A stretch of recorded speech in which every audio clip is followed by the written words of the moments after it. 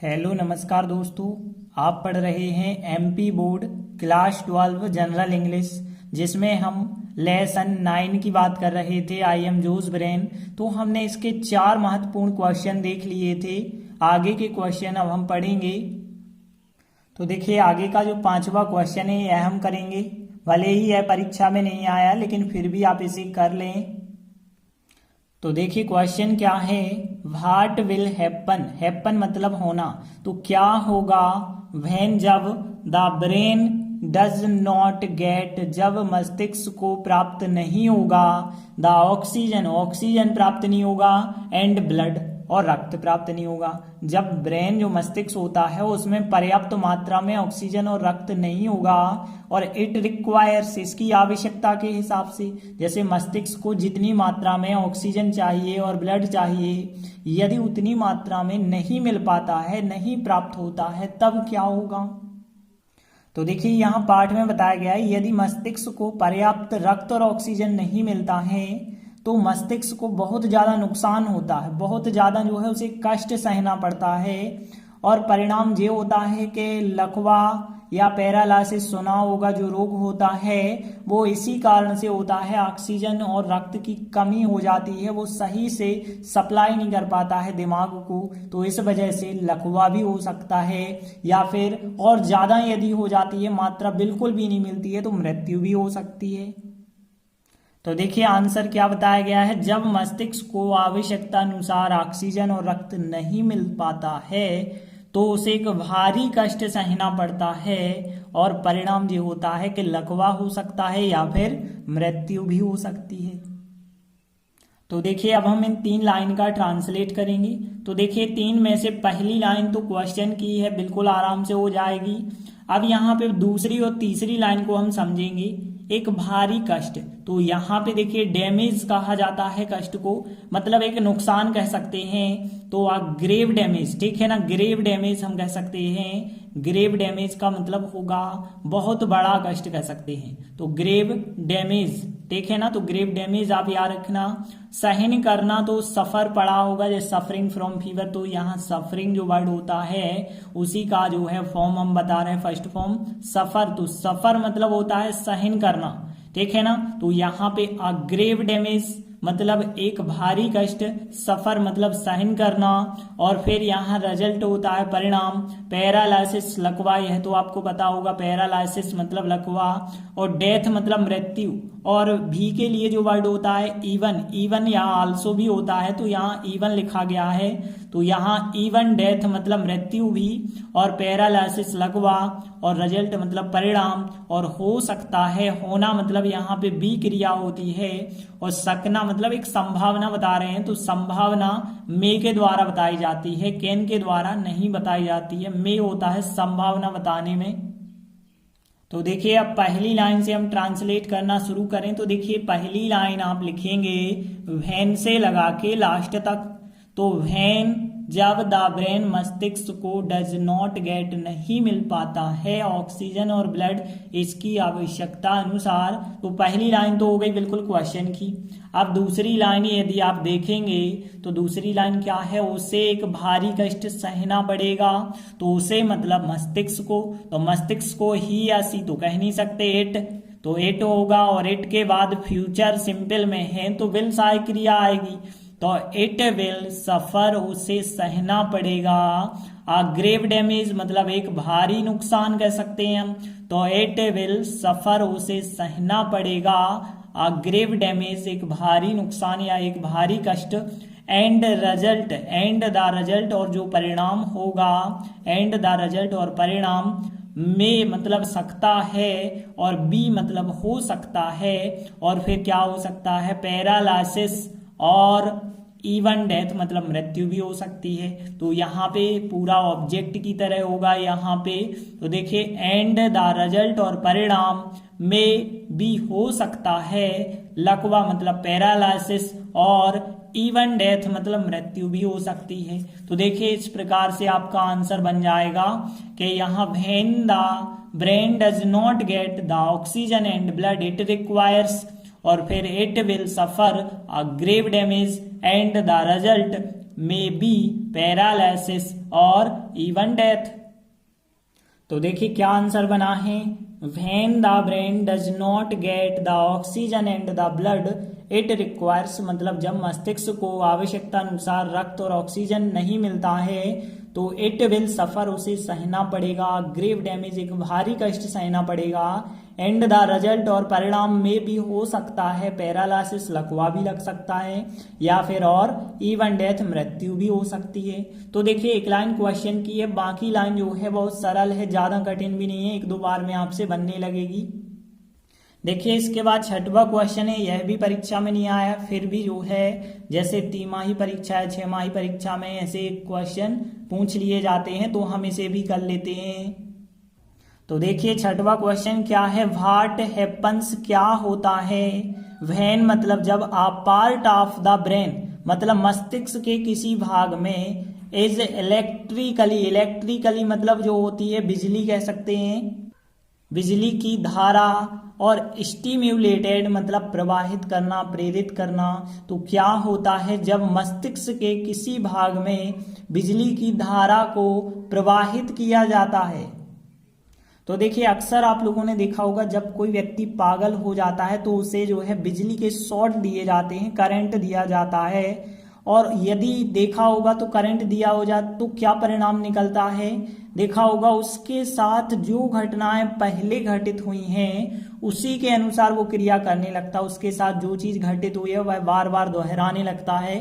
तो मतलब सीधी सी बात है, जब ब्रेन को किसी भाग में करंट दिया जाता है तो जो भी सूचना पहले से इकट्ठी थी उसी के अनुसार जो है हमें एक क्रिया प्रतिक्रिया देखने मिलती है।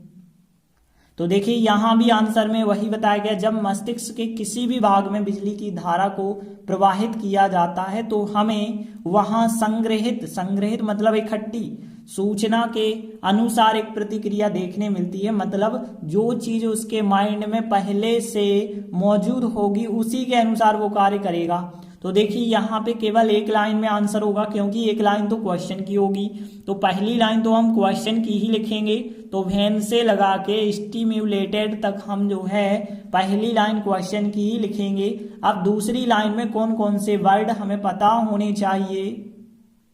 तो देखिए यहाँ पे यदि हम बात करें, हमें मतलब वी सब्जेक्ट होता, देयर मतलब वहां, संग्रहित, तो संग्रहित के लिए बस आप याद रखें तो स्टोरेड, ठीक है ना, स्टोरेड मतलब होता है संग्रहित, इकट्ठा किया हुआ कह सकते हैं, और सूचना मतलब इंफॉर्मेशन, ये तो आपको पता है, अकॉर्डिंग टू के अनुसार, और रिएक्शन मतलब एक प्रतिक्रिया, तो यहाँ पे रिएक्शन वर्ड आप याद रखें, प्रतिक्रिया के लिए कहा जाता है रिएक्शन, और देखने मिलती है तो देखना मतलब यहाँ पे सी क्रिया आप लोगों को पता ही होगा।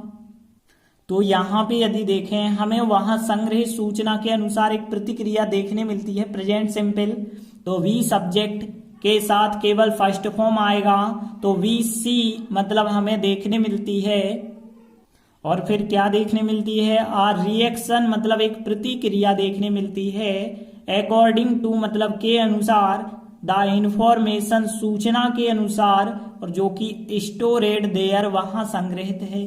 तो देखिए वी सी मतलब हमें देखने मिलती है, आर रिएक्शन एक प्रतिक्रिया, according to the information stored there. तो पहली लाइन क्वेश्चन की थी कि when a part of the brain is electrically stimulated, और फिर था we see a reaction according to the information stored there. तो देखिए इस प्रकार से आंसर बना होगा। पहली लाइन क्वेश्चन की थी कि when a part of the brain is electrically stimulated, मतलब मस्तिष्क के जब किसी भी भाग में बिजली की धारा को प्रवाहित किया जाता है या प्रेरित किया जाता है, एक ही बात है। तो वी सी हम देखते हैं, और रिएक्शन एक प्रतिक्रिया, अकॉर्डिंग टू द इंफॉर्मेशन सूचना के अनुसार, जो कि स्टोरेड देयर वहां पे संग्रहित होती है।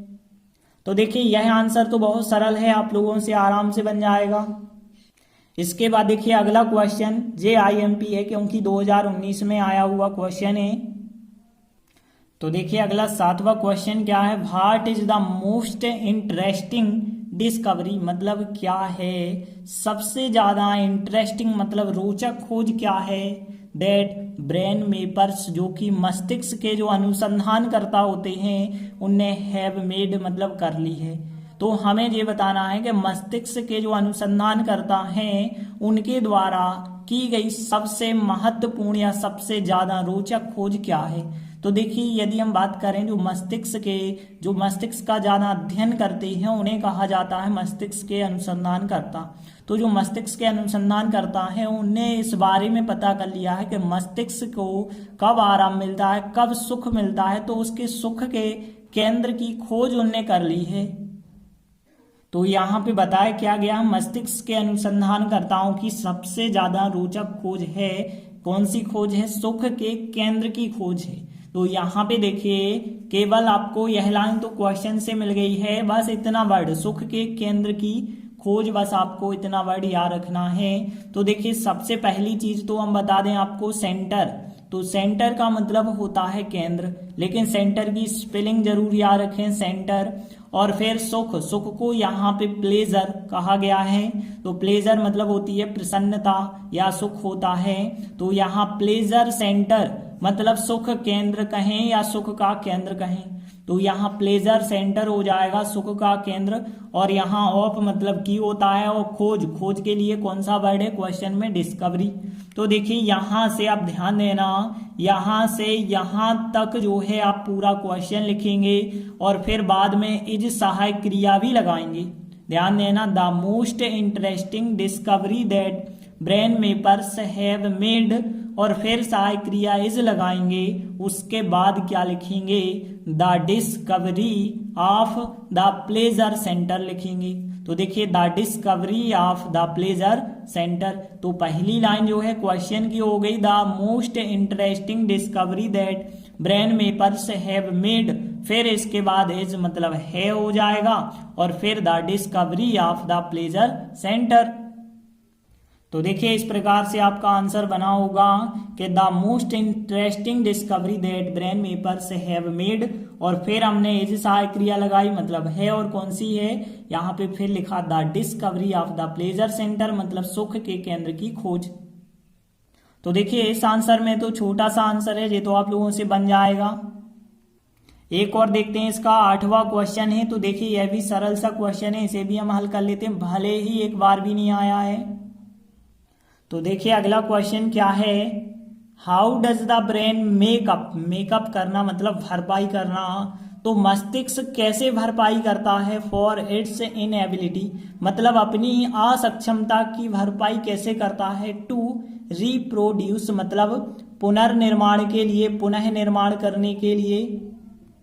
तो कहने का अर्थ यह है कि यदि मस्तिष्क को कोई चीज फिर से निर्माण करनी है तो वह जो है उसमें असक्षमता आ गई होगी, क्योंकि यहाँ पे यदि कोई चीज समाप्त हो जाती है, अब वह सक्षम नहीं है, फिर भी उसे यदि किसी चीज का दोबारा निर्माण करना है तो वो क्या करता है, कैसे कार्य करता है। तो देखिए, यहाँ पाठ में जो बताया गया है, यह बताया गया है कि मस्तिष्क को यदि कभी भी किसी चीज का दोबारा निर्माण करना होता है तो वह कुछ चीजें जो है पहले से रिजर्व करके रखता है, और उन्हीं रिजर्व की गई चीजों से दोबारा जो है अपनी भरपाई कर लेता है। तो देखिए, यहाँ भी बिल्कुल यही बताया कि मस्तिष्क को यदि पुनर्निर्माण करना है तो उसकी जो असक्षमता थी वो अपनी भरपाई जो है अपने प्रारक्षित पदार्थ द्वारा करता है, मतलब जो उसने पहले से रिजर्व किए गए पदार्थ हैं। तो यहाँ बस केवल आपको एक शब्द याद रखना होगा, जो रिजर्व की गई चीज है, पहले से उसने सुरक्षित रखी चीज है, उसके द्वारा अपनी हर एक असक्षमता की भरपाई कर लेता है। तो यहाँ पे रिजर्व से याद रखना, रिजर्व मतलब पहले से इकट्ठा किया हुआ कोई भी पदार्थ कह सकते हैं। तो यहाँ पे देखिए, अपने की बात करें तो मस्तिष्क का अपना क्या होगा, यहाँ पे मस्तिष्क जो है इट कैटेगरी में आता है, तो इट्स होगा, इट्स रिजर्व्स कहेंगे हम, और वाय मतलब के द्वारा होगा। तो देखिए, इसका आंसर तो बहुत सरल होगा, यहां से यहां तक क्वेश्चन की लाइन हो गई, लेकिन डज आप हटा रहे हो तो मेक्स आपको करना होगा, फिर इसके बाद आपको करना होगा बाय मतलब के द्वारा, और फिर इट्स रिजर्व्स मतलब अपने प्रारक्षित पदार्थ की बात हो गई। तो देखिए, पूरा आंसर क्या बना, the brain makes up for its inability to reproduce और बाय और फिर इट्स रिजर्व्स। तो देखिए यहाँ आंसर बिल्कुल वही बना है कि the brain makes up for its inability to reproduce, और फिर बाद में बाय इट्स रिजर्व्स मतलब अपने पहले से जो रक्षित किया हुआ पदार्थ है उसके द्वारा अपनी हर एक असक्षमता की भरपाई कर लेता है मस्तिष्क। तो देखिए इस प्रकार से हमने आज 4 महत्वपूर्ण प्रश्न किए। आगे के वीडियो में हम आगे के जो दीर्घ उत्तरीय क्वेश्चन है, बहुत मोस्ट क्वेश्चन कौन कौन से हैं, एक देखिए यह मोस्ट है, एक यह मोस्ट है, इनको करेंगे। तब तक के लिए धन्यवाद।